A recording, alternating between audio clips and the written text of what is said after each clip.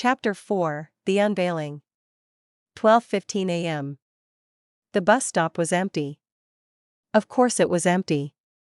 It was past midnight in Lagos. The last Malu had departed hours ago. The streetlights flickered with the city's characteristic unreliability. Rain had begun to fall, not the biblical storm of their first meeting, but a steady, persistent drizzle that seemed less like weather and more like memory. Malik stood beneath the tin shelter, hands in his pockets, face turned toward the oncoming headlights.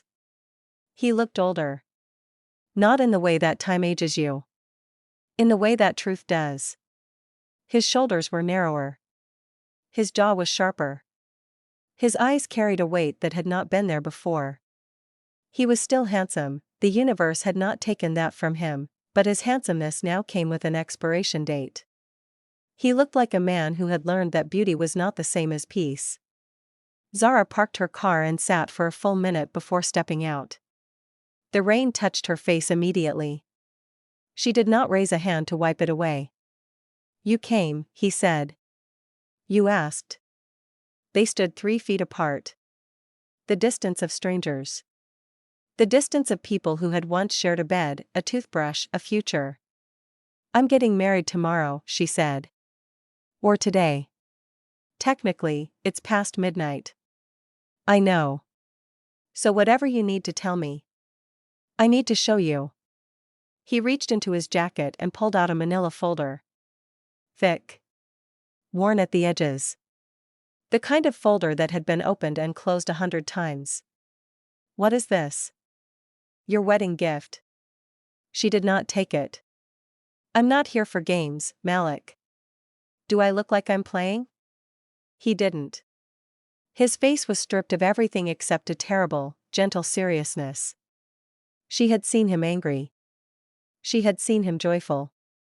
She had seen him heartbroken and hopeful and everything in between. But she had never seen him like this, calm in a way that suggested he had already survived the worst of what was coming. She took the folder.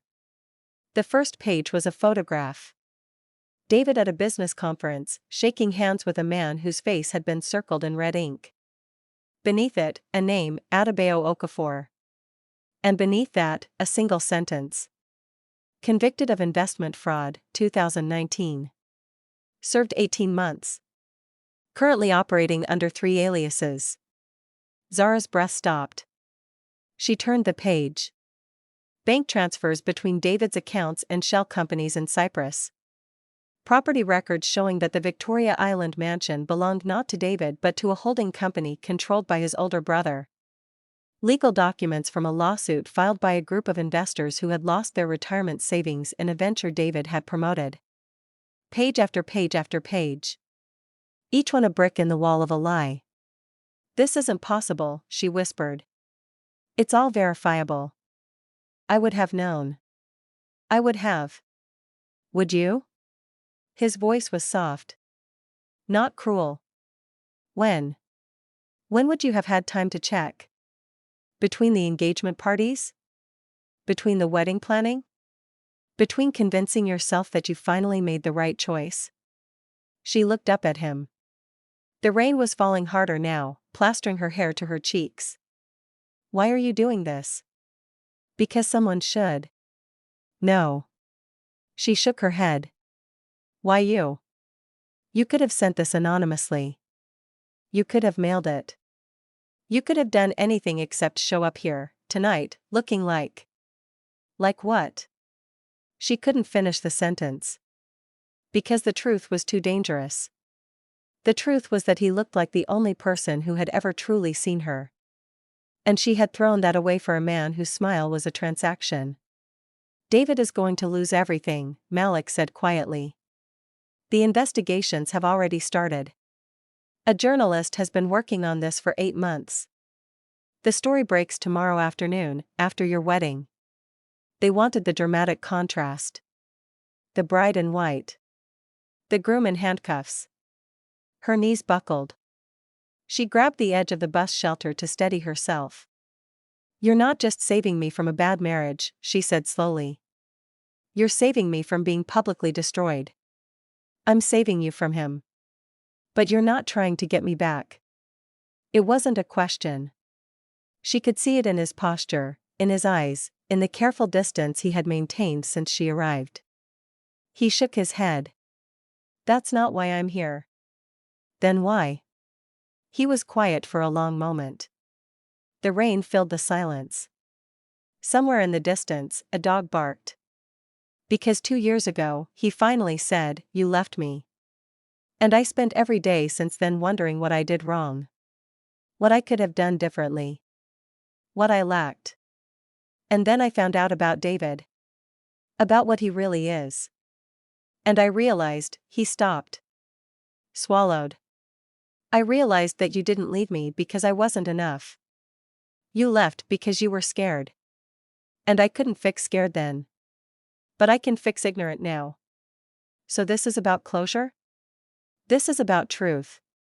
He stepped closer. Close enough that she could smell him, the same soap, the same skin, the same ghost of a man she had loved. You deserve to make your choices with open eyes. Even if you still choose him. Even if you walk down that aisle tomorrow and say I do to a fraud. At least you'll know. At least you won't be a fool. She started crying. Not the elegant tears of movie heroines. Ugly crying. The kind that came from somewhere deep and wounded and old. The kind that had been waiting for permission for 2 years. Malik did not touch her. Did not offer a handkerchief. Did not pull her into his arms. He simply stood there, bearing witness, the way he had always been best at. "I'm sorry," she gasped. "I'm so sorry. I know. I should have believed in you. I should have waited. I should have." Zara. His voice was firm now. Kind but firm. "Stop." She looked at him. "What happened between us," he said, "was not your fault alone. I wasn't ready. You weren't ready. We wanted different things at different times. That's not a crime. That's just life. But I left. And I let you." Neither of them spoke for a long time. Finally, Zara looked down at the folder in her hands. The evidence of her almost husband's crimes. The proof that her dream of safety had been built on quicksand. "What do I do now?" Malik smiled. The first real smile of the night. It transformed his face from weary to luminous in less than a second. "You walk away," he said. "Tomorrow. At the altar. In front of everyone. You walk away. That's crazy. That's courage. The video will go viral. Everyone will think I'm insane. Let them. My mother will kill me. She'll get over it. What if I can't do it?" He tilted his head. The rain had stopped. The clouds were beginning to part, revealing a single, stubborn star. "Then you don't have to," he said. "You can marry him. You can spend 5 years unraveling his lies. You can lose your money, your reputation, your peace of mind. And then you can leave him, older and poorer and wondering what would have happened if you had listened to the man at the bus stop. You make it sound simple. It's not simple. It's the hardest thing you'll ever do. But it's the only thing that will let you sleep at night." She looked at the folder. At the rain-soaked street. At the man who had driven across the city at midnight to save her from a disaster she couldn't see. "Why didn't you tell me sooner?" "Because I didn't know if you'd believe me. Because I needed to be sure. Because," he hesitated. "Because part of me wanted you to find out on your own. So you'd know that you didn't need me to save you. But I do need you." "No." He shook his head. "You need the truth. I just happen to be carrying it." He stepped back. The distance between them widened again. "I should go," he said. "Malik. I mean it. If I stay any longer, I'll say something stupid. Like that I still love you. Like that I never stopped. Like that I've been carrying this folder for 6 months, trying to find the right moment, and there is no right moment, there's just now, and I'm terrified that even after all of this, you'll still marry him." His voice cracked on the last word. Zara felt her own heart crack in response. But she did not run to him. Did not throw her arms around his neck. Did not promise to leave everything behind and start over. Because she had learned something in the past 2 years. Something about herself that she had been trying to ignore. She was not ready. Not for Malik. Not for David. Not for anyone. She had spent her entire life running toward something, security, stability, approval, without ever asking what she actually wanted. She had treated love like a transaction. Like a problem to be solved. Like a box to be checked. And that, more than David's lies, more than Malik's absence, was the real tragedy. "I'm not going to marry him," she said quietly. Malik's eyes widened. "You're not?" "I'm not going to marry anyone. Not tomorrow. Not for a long time." "What are you going to do?" She looked at the folder. At the star breaking through the clouds. At the street where she had learned that love was not enough and then learned that safety was not either. "I'm going to walk away," she said. "From David. From this wedding. From everyone's expectations. And then I'm going to figure out who I am when I'm not trying to be someone's wife." Malik nodded slowly.